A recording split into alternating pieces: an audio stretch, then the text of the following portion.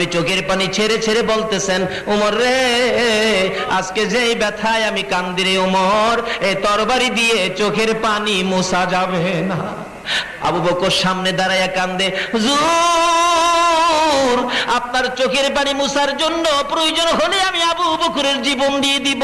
আমার নবী বলেন, রে আবু বকর, জীবন দিয়ে আমার চোখের পানি মুছতে পারবি না।